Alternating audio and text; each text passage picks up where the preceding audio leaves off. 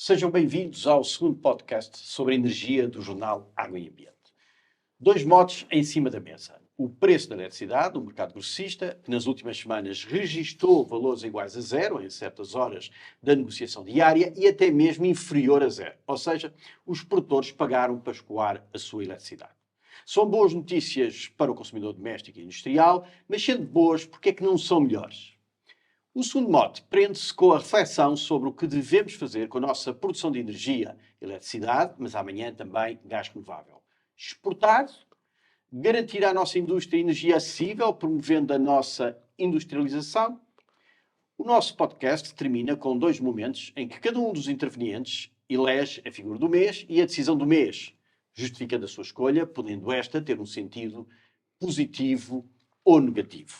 E, para o nosso podcast, como vai sendo habitual, temos o Mário Paulo, Presidente do Conselho Consultivo da ERSE, e o Paulo Pereira dos Santos, Diretor da Dorgás Renovável. E também nosso convidado, a quem também agradeço a presença, Nuno Ribeiro da Silva, muito conhecido no setor da energia, com uma grande e proeminente carreira.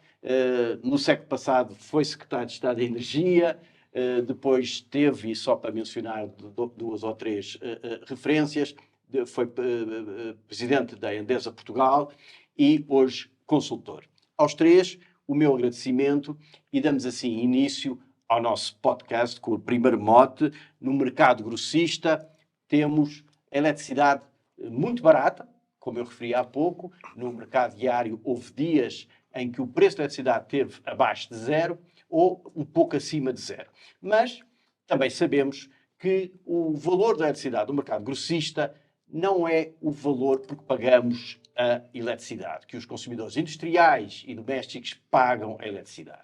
Sobre esse preço vão incidir outros custos, nomeadamente o custo da rede, por um lado, e depois muitas medidas relacionadas com encargos com a nossa política energética. E aqui o que importa saber, no fundo, é desses encargos, quais são os encargos ou encargo que mais afeta o preço final da energia ao consumidor industrial e doméstico. E passo-te a palavra. Portanto, boa tarde. Mais uma vez, obrigado. Vamos lá ver. Eu gostaria de, para ficarmos todos na mesma página, dar alguns esclarecimentos sobre o mercado ibérico. O Bibel começou com um intervalo de valores entre 0 e 180 graus, 180 euros por megawatt-hora. Isto esteve assim durante 24 anos. Portanto, quando passou em 2022, por exigência de Bruxelas, de menos 500 euros até 3.000 euros, portanto, neste momento é uma forquilha imensa, houve muita resistência, mas, enfim, tiveram que se adaptar às exigências de Bruxelas. Eu nunca percebi muito bem porque a necessidade dessa alteração de um mercado que já funcionava há 24 anos dessa forma. Dito isto, portanto, quer os preços negativos daqui para a frente, quer os preços de zero, serão vulgares. Os preços de zero não são novidade.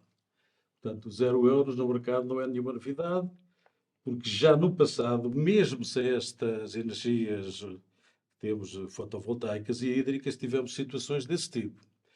Este ano eu fui ver, digamos, os valores da REN para a nossa hidraulicidade e para as nossas influências e para a nossa eolicidade. E nos 3 primeiros meses, a eólica, houve um mês que teve 86 gigawatt-horas, portanto, a média são 35. Na hidráulica, houve um mês que tivemos 138 gigawatt-horas, a média são 45 de janeiro. Portanto, considerando estes valores, não é absolutamente normal que haja preços negativos. Portanto, 138, para quem não está muito identificado com estes temas, é praticamente o consumo português. Portanto, são situações invulgares. Agora, vale a pena ver, e mais uma vez são dados que podem ser consultados ou na aplicação da REN ou na aplicação do MOBIE, qual é o preço deste trimestre, o preço médio de energia neste trimestre. E o preço médio de energia neste trimestre anda em 39,5 euros por megawatt-hora. O que, na minha opinião, considerando estas afluências, é um preço relativamente elevado, não é um preço baixo. Qual é, digamos assim, o cisne negro que aqui aparece? também pode ser consultado no site da OMIE, portanto, do MIBEL, e também no da REN. Aparece uma enorme quantidade, aparece um valor da casa dos 5,96 euros, que é o preço das restrições técnicas. Portanto, este preço, neste trimestre, ronda os 14,6%. É muito, muito. Antigamente era 5, portanto é 3 vezes. Não sabemos se isto é para continuar, se é para ficar. E, pegando na tua pergunta, o que é que no mercado grossista implica no custo dos consumidores? Este custo implica. Toda a gente vai pagar. Inclusive, quem tem PPAs e quem não está no mercado, isto é um custo muito significativo que todos vamos pagar, mas portanto, pagar. Mas porquê que os consumidores finais, estou a falar dos domésticos e da indústria, não beneficiam? Como eu perguntava, quais são os custos, encargos de política energética, os principais encargos de política energética que determinam que paguemos pela eletricidade um valor superior àquele que é praticado no mercado grossista? Quando estamos a falar de preços zeros, estamos a falar do mercado grossista, não é? Portanto, que é um mercado fundamental também para o despacho de energia, para saber que energia é que se vende em determinado momento. Agora, digamos, os consumidores têm que pagar os encargos de política energética, nomeadamente os custos fixos, temos nas eólicas e noutros casos, têm que pagar o custo das redes, têm que pagar, por exemplo, a Madeiras Açores, a solidariedade, se calhar devia estar no Orçamento de Estado. Isto é, há uma série de custos que depois se vão refletir na tarifa final. Por exemplo, em Portugal, mesmo quando o preço é zero, já agora só por saber quando o preço é zero, considerando os nossos encargos fixos da energia, o preço da energia anda na casa dos 40 euros. Paulo, quer acrescentar e, no fundo, vou responder àquela pergunta: são boas notícias ou não para o consumidor?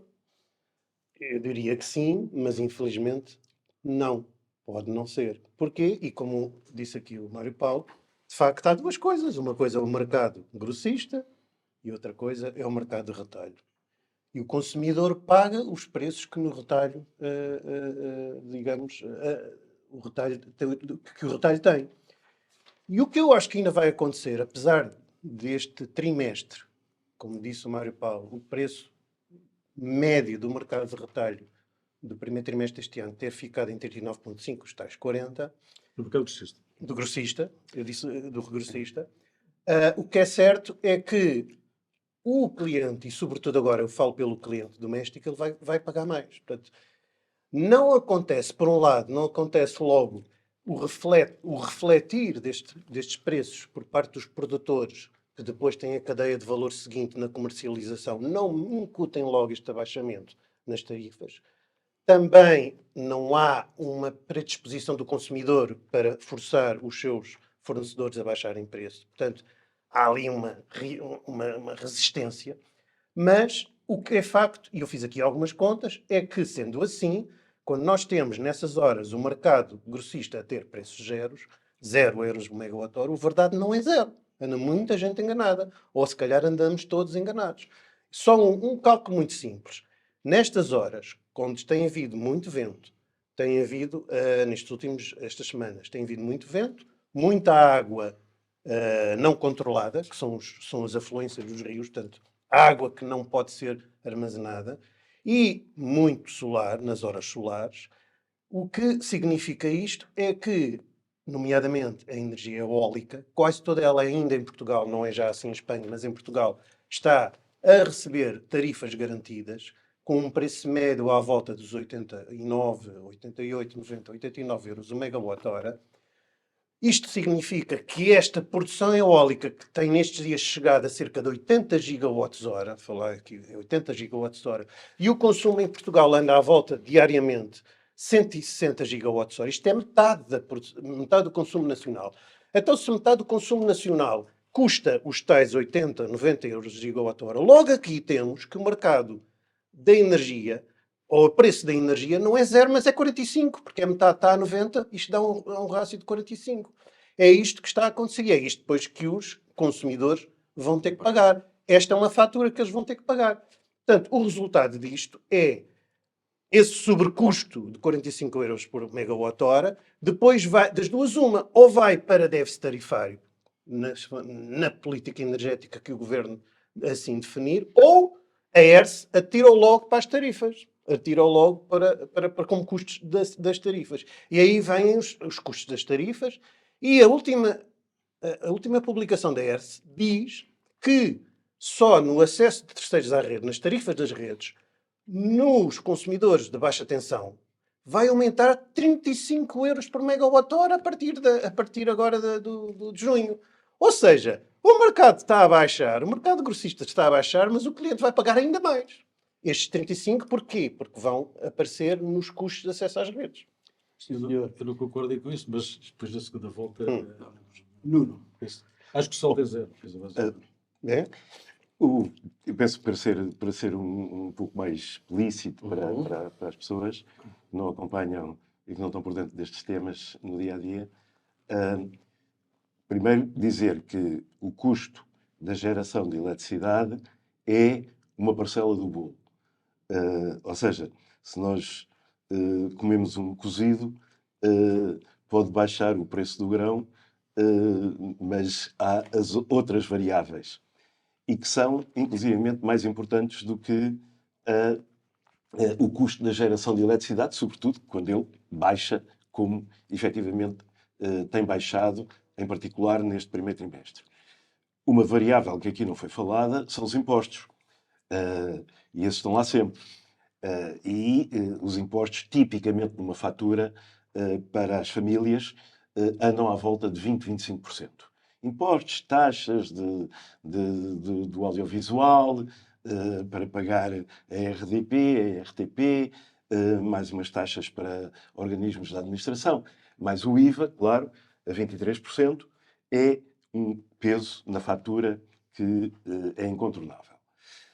Depois, o que foi dito é realmente termos noção que geramos eletricidade, temos eletricidade, e em si o preço ter baixado é bom. É um contributo para uma diminuição de que o bolo nos saia mais caro. Mas para além do custo de geração da eletricidade, dos impostos, há, de facto, a infraestrutura e, como foi referido, outros aspectos decorrentes de decisões de política energética. E esses estão lá. E têm uma dinâmica e certos reflexos, função, porque isto joga um bocadinho em puzzle o valor da eletricidade no mercado grossista e depois a questão de como se cobrem os custos da infraestrutura elétrica. As pessoas normalmente não têm muito essa referência e essa noção. Mas, quer dizer, não é só pôr, digamos, eletrões a circular, gerados por eólicas, por centrais a gás, por centrais hídricas, por centrais solares, ou o que seja. Há depois toda a infraestrutura, os cabos, as linhas, as redes, etc., que têm um valor e que têm que ser amortizadas e têm um custo.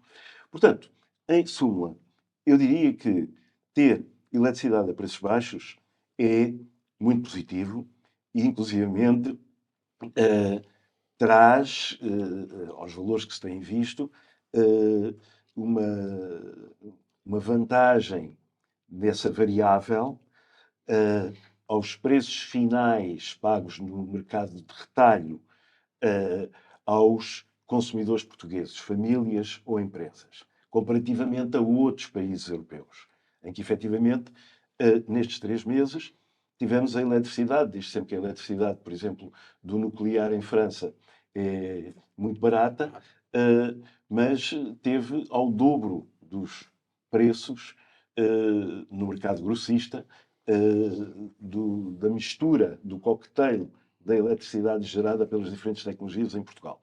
Portanto, é positivo. Agora, é, digamos, uma ribeira nos vários afluentes do rio. Ok. O Nuno trouxe esta imagem do bolo e das fatias que concorrem e compõem o bolo. E uma questão que eu gostaria que vocês comentassem agora nesta segunda ronda, a propósito deste primeiro mote, é a questão, o peso, afinal, qual é o peso que as feed-in tariffs, que fatia do bolo é que representam as feed-in tariffs? Isso pega-se aqui com uma... Eu, se me permitisse, gostaria de... Aqui uma afirmação importante que é necessário esclarecer, que é as feed-in tariffs no custo de energia é qualquer coisa como 40% do nosso bolo global, quer dizer, o preço da nossa feed-in Do que o doméstico e o industrial pagam? Estamos a falar do custo de energia. Sim, Isto depois é uma coisa um bocado mais complicada. Digamos, como é que se repartem depois estes custos pelo industrial, pelo doméstico? Há depois uma arquitetura que visa defender a indústria. E como em todo lado. Então pensemos só no doméstico, talvez seja mais Sempre, mas quer dizer, visa defender a O indústria, consumidor doméstico subsidia ainda. subsidiar a indústria. Exatamente. E é correto que assim o seja, porque precisamos de emprego. Mas as feed-in tariffs para o doméstico representam 40% do preço? Não, calma aí. Estás a baralhar duas coisas, que é, um é o mercado doméstico. As feed-in tariffs para o doméstico depende do seguinte. Deixa-me explicar este valor, porque eu já te explico isso.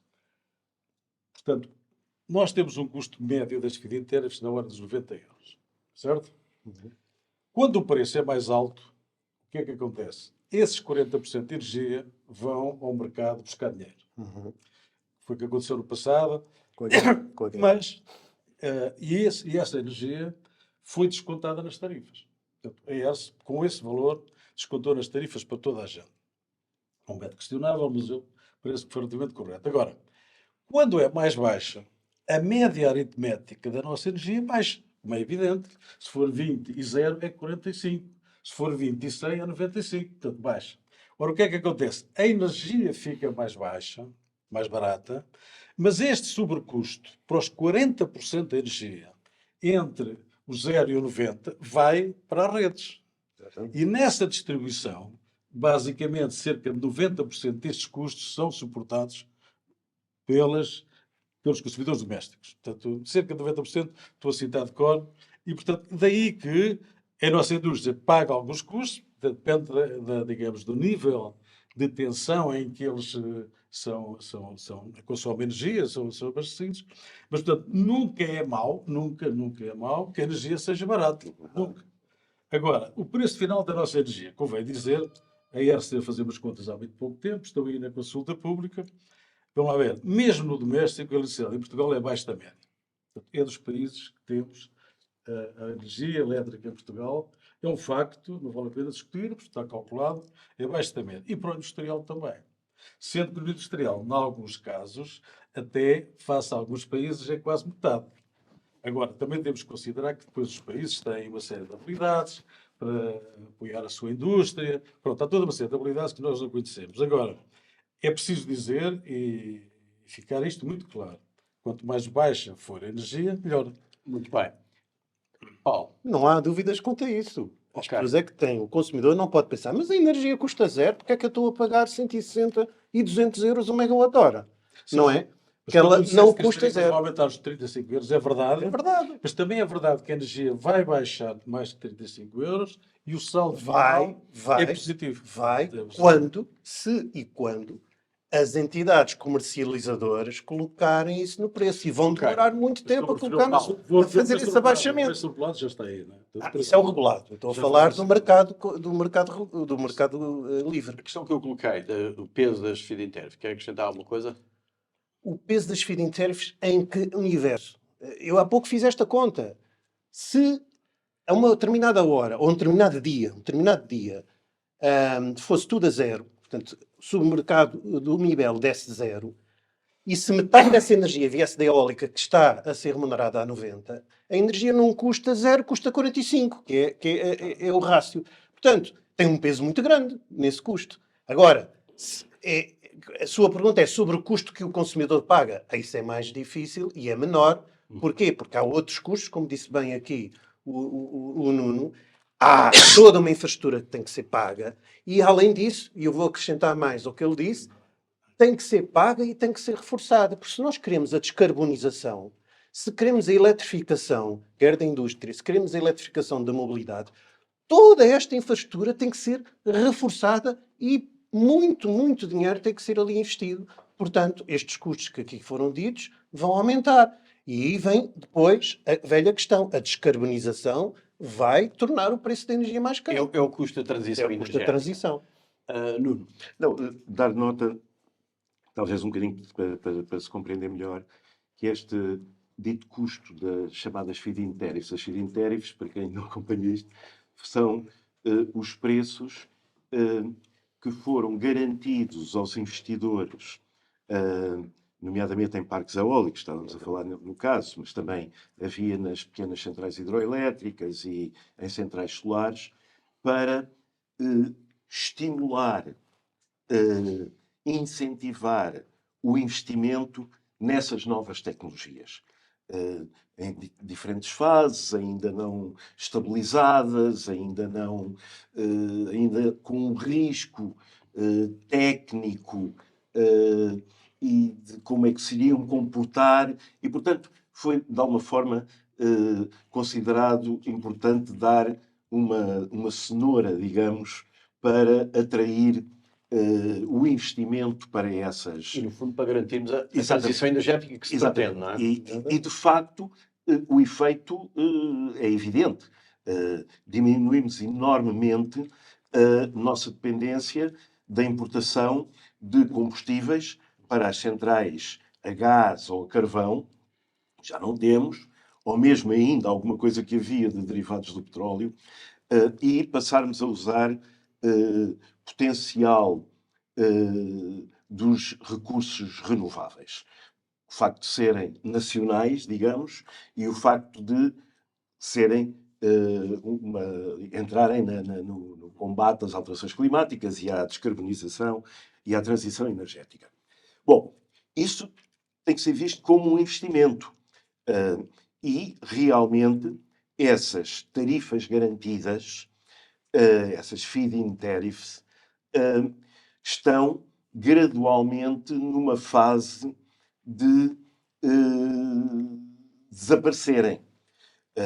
Foram dadas essas garantias durante determinado número de anos e, à medida que o tempo vai passando, esses geradores, esses parques eólicos, hídricos ou solares, vão deixando de beneficiar destas tarifas que, à cabeça, há 10, 15 ou 20 anos, foram garantidas. Hoje, investimentos nestas tecnologias não têm, como nós dizemos, vão para mercado, não têm, a priori, uma tarifa garantida, não têm uma feed-in tariff.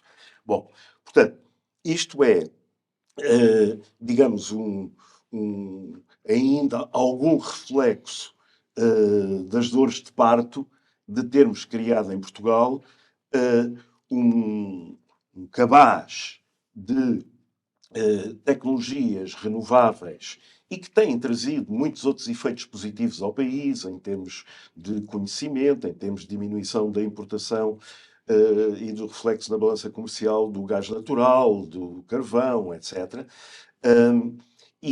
Portanto, estamos nesse ciclo de se ter desencadeado um investimento a aproveitar recursos bons que o país tem, em termos de vento, em termos de água, em termos de sol e até de lenhas, de forma a criarmos no futuro e virmos a beneficiar de uma situação em que temos menos dependência energética, temos menos custos de importação de combustíveis fósseis, que ainda por cima nós não controlamos o preço e, além do mais, emitem CO2 e o CO2 tem que ser pago, também tem um custo.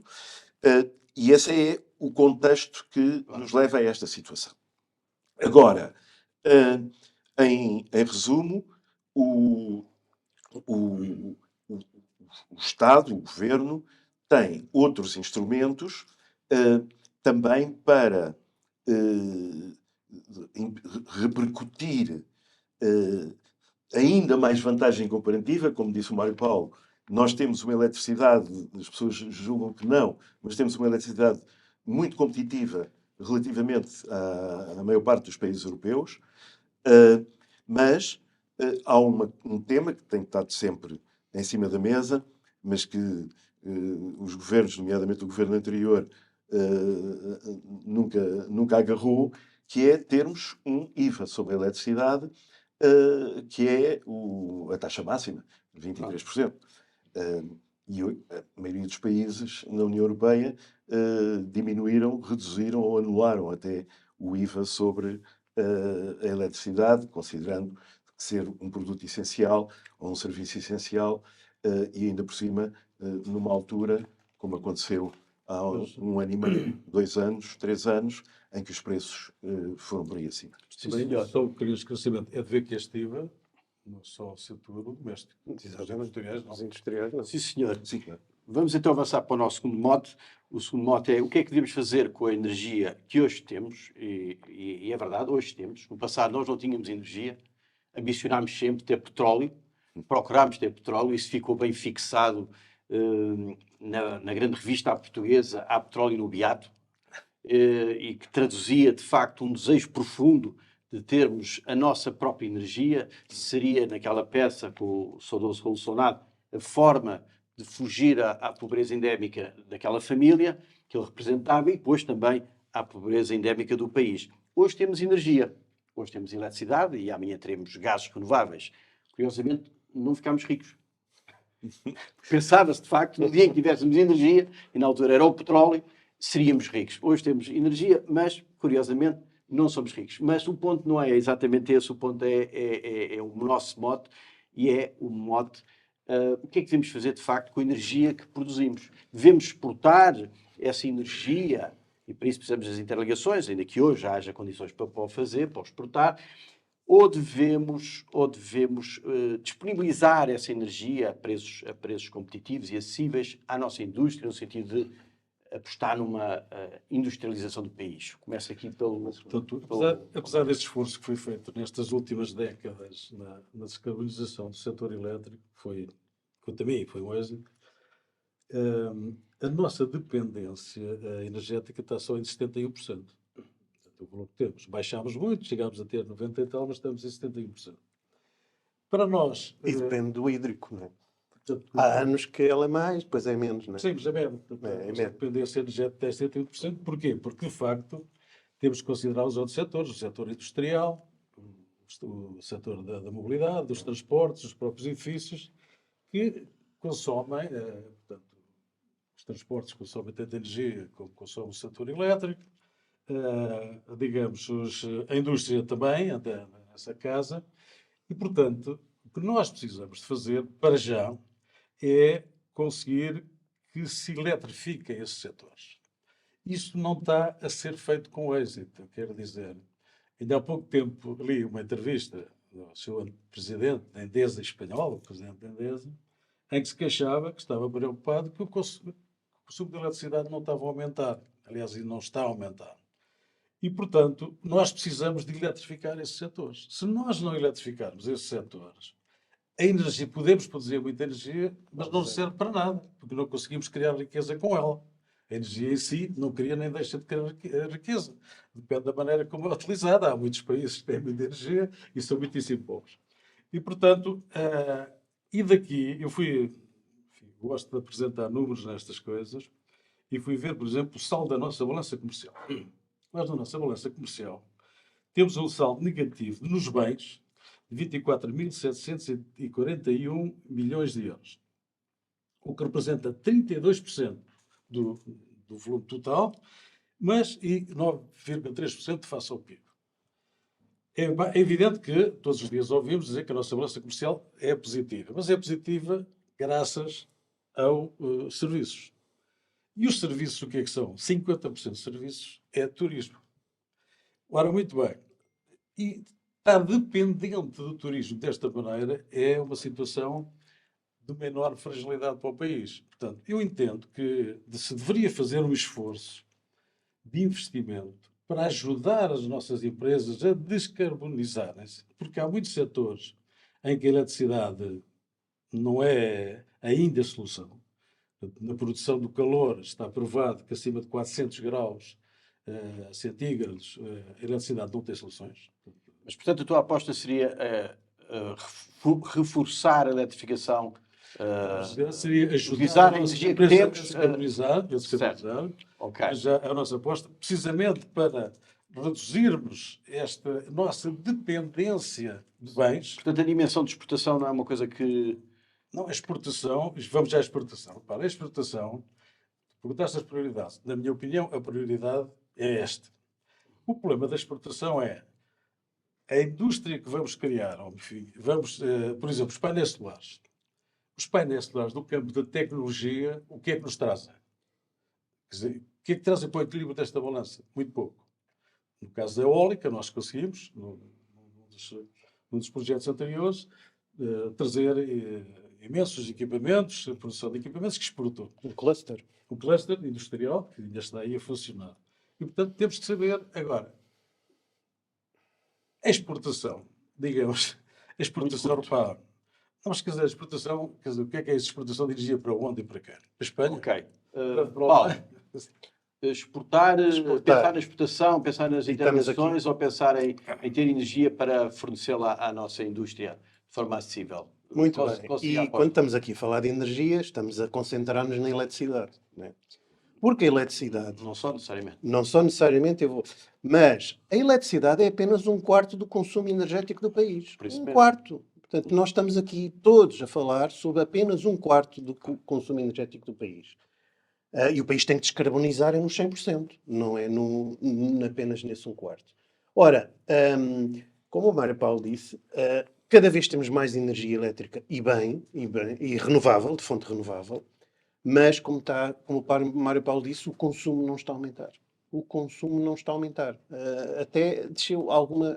Enfim, houve um ano que desceu a nível industrial. O que é que isto reflete? Reflete duas coisas. Não há indústria? Poderá estar a haver a desindustrialização, o que é mau para a economia, ou outra coisa, ou as duas juntas, que é, para além de alguma desindustrialização, as indústrias estão a fazer os seus próprios autoconsumos, estão a fazer os seus próprios investimentos em, basicamente... Conhece a dimensão desses autoconsumos?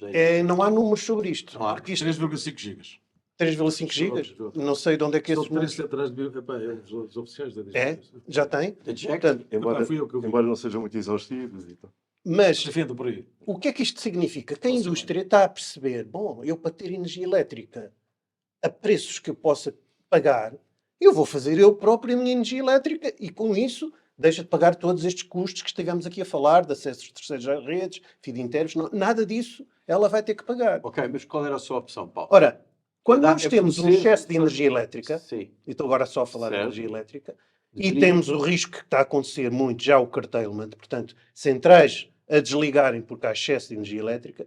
Então, o que é que podemos fazer? Aumentar as interligações entre França e Portugal, entre Portugal e Espanha? Não resolve. Porquê? Porque isto acontece nas horas solares e o solar em Espanha acontece mais ou menos, está coordenado com o E país. então, o que é que devemos fazer? Com a França, também não acredito que seja solução, porque nestes cenários, depois a França tem um eólico, o nuclear, e o nuclear não pode desligar e daí aparecem as tais tarifas negativas. É daquelas centrais que não podendo desligar, pagam para injetar na rede. Essas é que originam, no meu ponto de vista, o preço negativo. Possivelmente, o Reino Unido, eu já aqui o disse no anterior podcast, o Reino Unido está a fazer um projeto, ou está a estudar um projeto, de buscar energia elétrica ao Marrocos, cujo cabo liga por aqui. Ora, Portugal podia estar intercalado nesse projeto. Porquê? O Reino Unido precisa de energia. Muito E bem.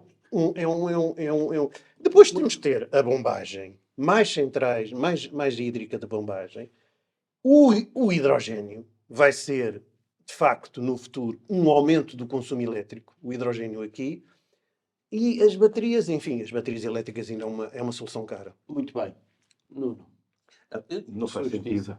Não faz sentido pensar num quadro de autarcia, digamos, em que ficamos com a nossa energiazinha, se assim posso dizer. Ou seja, primeiro tenha-se a atenção que nós, e apareceram aí umas ondas e umas vagas que íamos ser exportadores, íamos alimentar de energia nomeadamente elétrica, o resto da Europa, mas os espanhóis dizem a mesma coisa, os marroquinos dizem a mesma coisa, e por aí fora. E, portanto, se todos são exportadores, quem é que vai ser importador e quem é que está interessado em comprar esses excedentes que os países superavitários estejam dispostos a injetar na rede? E sendo assim, Portanto, e não há, e quer dizer, e além do mais, tínhamos em conta que nós estamos no mercado europeu de energia, ou seja, nós não podemos dizer não exporto, não exporto, não exporto a minha eletricidade. Parece um bocado como os Estados Unidos, na altura, quando produziam petróleo, produziam gás, mas proibiam a exportação. Mas os Estados Unidos são os Estados Unidos. Agora, nós integrados num quadro do mercado comum, e em particular do mercado ibérico da energia e do mercado europeu da eletricidade, e não é execuível ter essa perspectiva de que aforramos a nossa eletricidade gerada a custos baixos só para nós.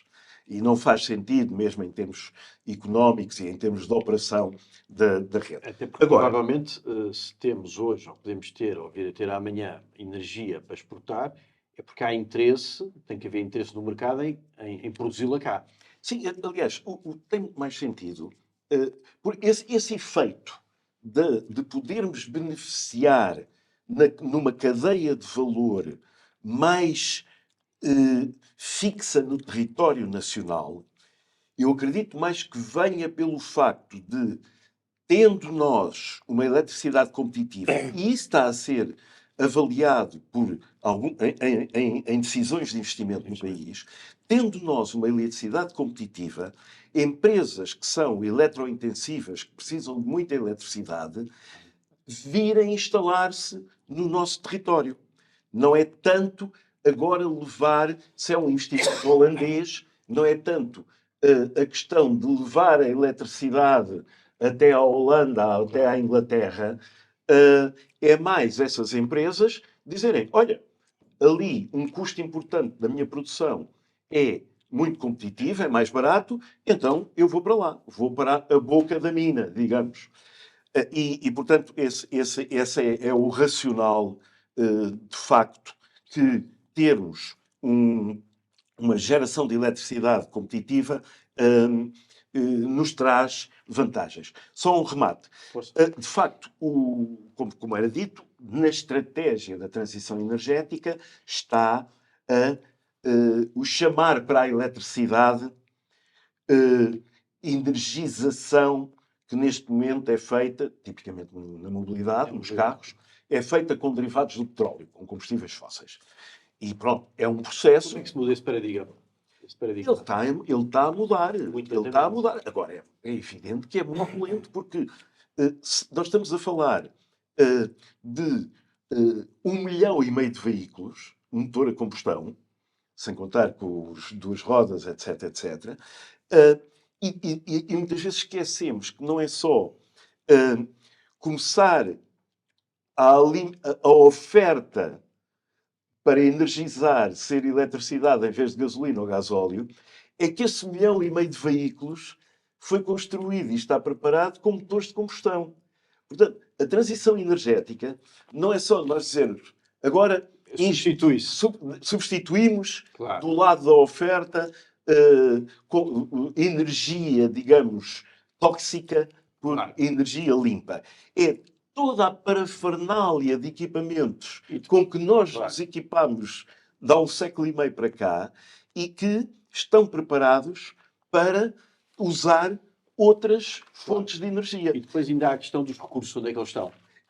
Pois, exatamente, quer dizer, aliás, isso dava outra conversa, João, que é, eu tenho frascos de petróleo português em casa, só que nunca quisemos fazer, efetivamente, uma prospecção e pesquisa, e muitas vezes e os governos nunca tiveram coragem, ainda recentemente, para, mesmo com a polémica que isso lançasse ou lance, avançar com a exploração.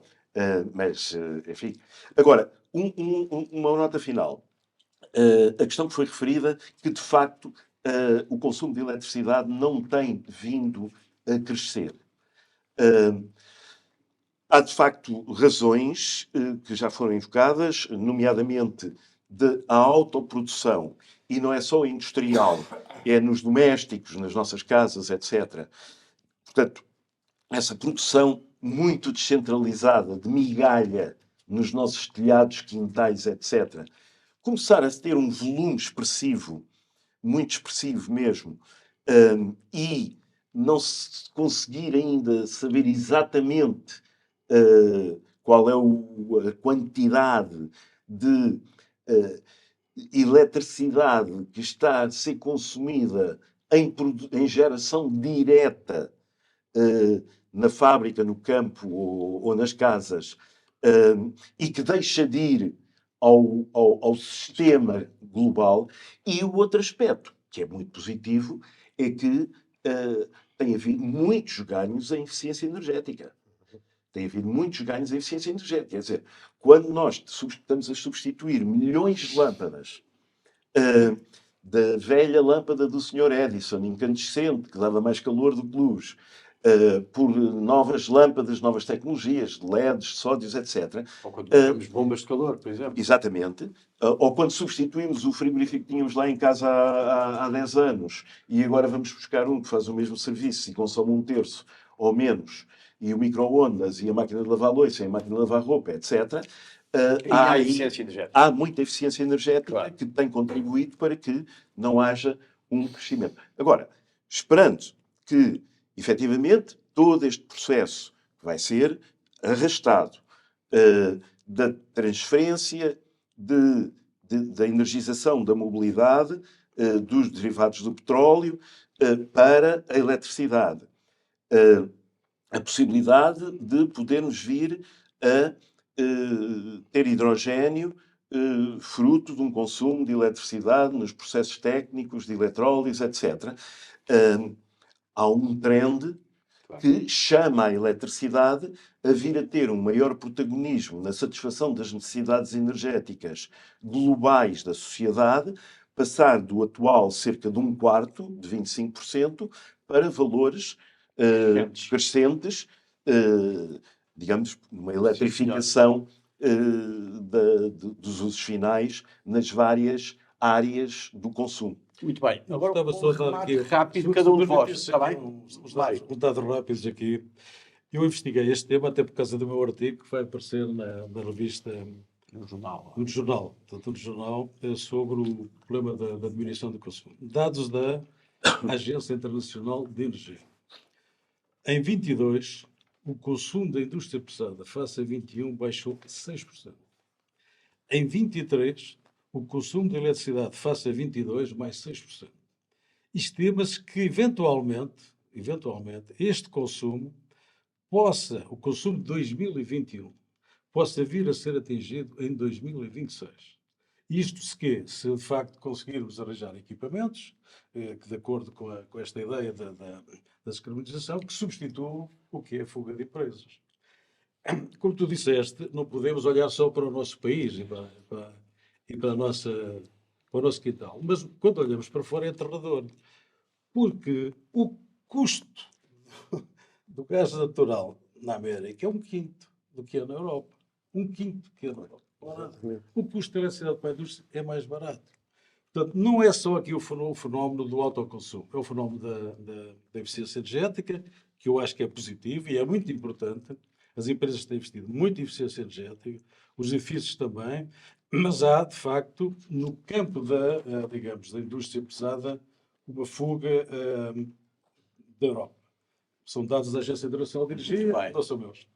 A Solvay foi-se embora do nosso país por causa de um custo de energia.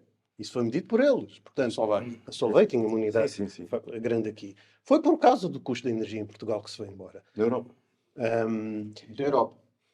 Da Europa, exatamente. Portugal e da Europa. E quando nós falamos aqui é 1/4, muito bem estamos nós, Portugal, com 25% já de cota de eletricidade no consumo final de energia. Porque no mundo é apenas 15%.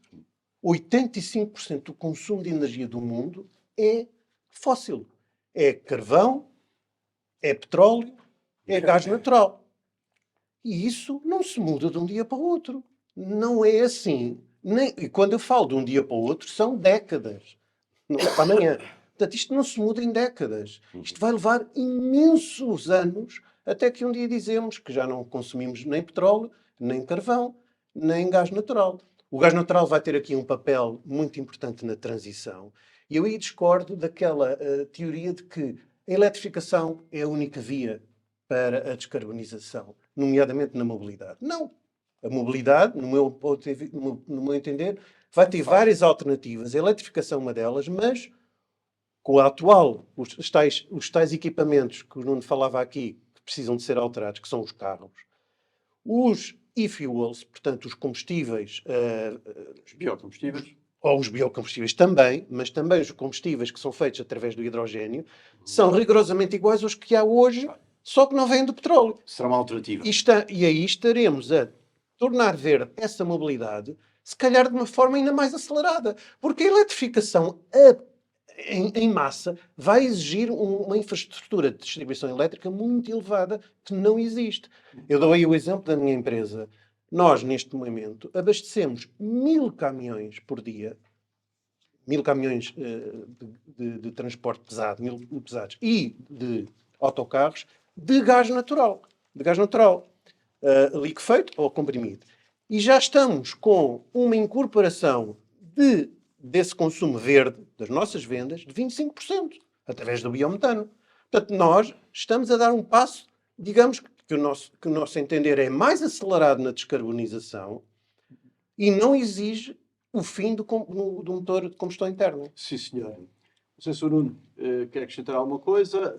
Não, só um comentário. A questão que o Paulo estava a referir, de que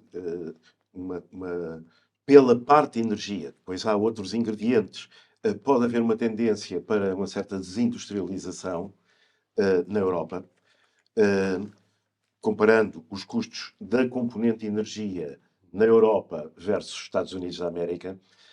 Bom, mas isso é uma fatalidade. Quer dizer, os Estados Unidos têm um dote de recursos energéticos. Atualmente são o maior produtor mundial de gás natural, são o maior produtor, não é o Qatar, são maior, nem a Rússia, são o maior produtor mundial de petróleo, não é a Arábia Saudita ou a Rússia, e têm, de facto, condições extremamente favoráveis. Na economia se chama uma vantagem comparativa relativamente ao caso da Europa.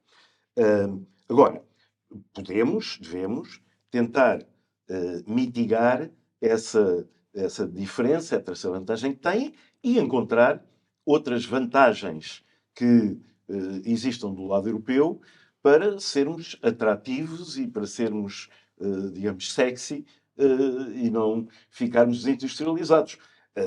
O que, aliás, veio de forma bastante violenta ser atirada à porta da Europa com todo este processo da Rússia e da Ucrânia e que levou a Comissão Europeia a aprovar um programa exatamente no sentido da reindustrialização da Europa e de não irmos só atrás do preço e depois, quando temos uma pandemia de Covid, nem sequer temos fábricas na Europa para fazer uma coisa tão banal como é uma máscara para nos proteger o nariz. Temos que ir comprar à China. Exatamente. Muito bem, então vamos agora para a parte final do nosso podcast, Energia, o segundo, e vamos começar por indicarem-me aquela que para vós será a personalidade, a figura do mês. Mário, começo por ti. Eu aqui tenho a figura do mês, que seria quase o mártir do mês, e gostaria de começar por dizer o seguinte. Portugal tem feito no âmbito da DERS, tem feito uma enorme colaboração com os países, com os PALOPs, no âmbito da regulação. Isso foi um trabalho que começou em 2006 e que tem se expandido e começou com o então regulador Vítor Santos. E tem sido muito útil e é importante nestes tempos em que falamos, em que convidámos, e bem, os países de PALOP para virem a Portugal, enfim, a celebrarem os 50 anos de 25 de Abril. Porém, queria citar aqui o Vítor Santos, não só porque foi uma das pessoas que tem puxado bastante por isso, mas também pelo pelo caso perfeitamente kafkiano e absurdo em que está envolvido. Portanto, o Vítor Santos entrou para a ERSE em 2006, esteve lá durante 2 anos, e depois de sair da ERSE foi confrontado com uma situação em que teria que devolver 900 mil euros. 900 mil euros. Não ao Estado, porque não é o Estado que paga a ERSE, são os consumidores, e, portanto, e também os outros, administradores da ERSE, portanto, do seu bolso. Ora, o Vítor Santos nunca recebeu um tostão, isto não tem a ver nem com o cêntimo do que ele recebeu. Isto é uma decisão que supostamente seria de 2003. Os funcionários da ERSE foram pagos com esta decisão do então ministro de 2003 a 2010.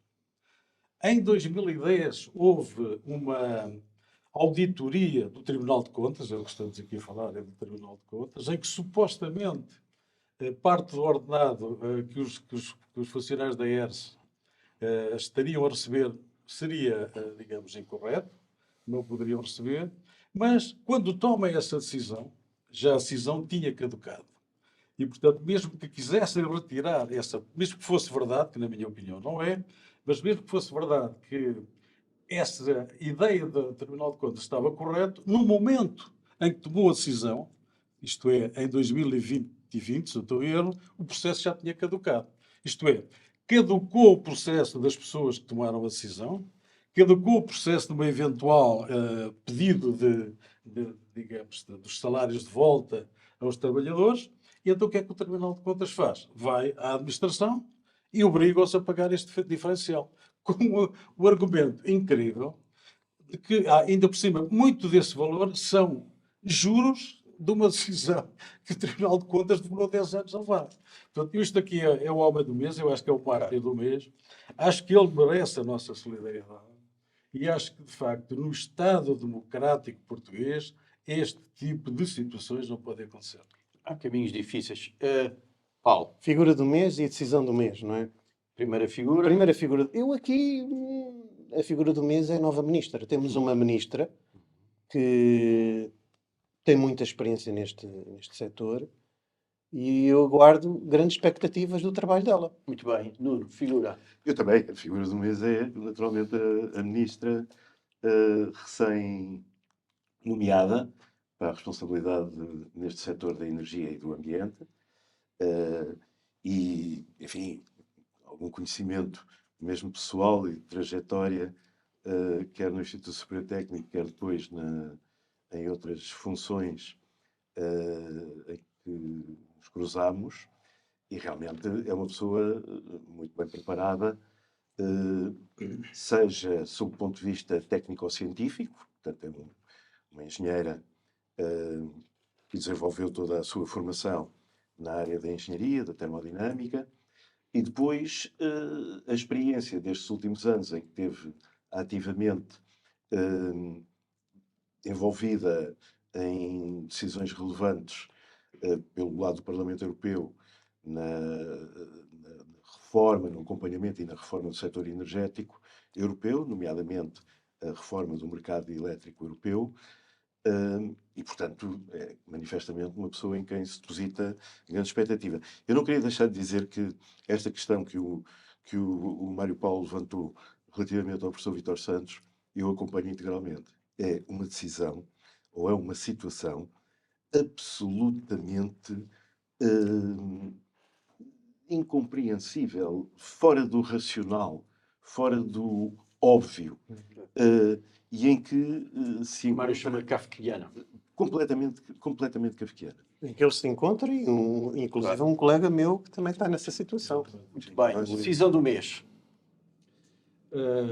Eu, decisão do mês, não pensei nisso, não tenho sido. Mas gostaria de, já que me dás esta decisão, tenho aqui acabei de receber, não tinha assim nenhuma ideia, mas acabei de receber uma informação de que no Banco de Hidrogênio, Portugal e Espanha foram campeões. No leilão. Hã? Saíram os Foram leilões. Sim. campeões, e portanto, a ser verdade, e portanto deve ser verdade, é uma boa decisão, é uma boa conquista para Portugal. Mas os preços são muito baixos. Aquilo é incrível. Paulo, Decisões do mês ou desta... a decisão A decisão pode ser só pode ser várias? é uma. Uma só. É uma. Eu aqui a decisão, uma pela negativa e uma pela positiva. Pela positiva, o REMIT, o REMIT, portanto, é o regulamento europeu que, para maior transparência nos mercados, porque estamos aqui a falar, e viemos aqui falar de energia elétrica, onde a atual ministra participou com toda a sua experiência. E, nesse sentido, também a obrigação das grandes comercializadoras E estamos a falar do mercado grossista. Estamos a falar do mercado grossista, oferecerem aos seus clientes, aos consumidores, como tanto o mercado de retalho e agora no mercado de retalho, as tarifas dinâmicas, aquelas que refletem imediatamente o abaixamento Muito bem. do preço no mercado grossista.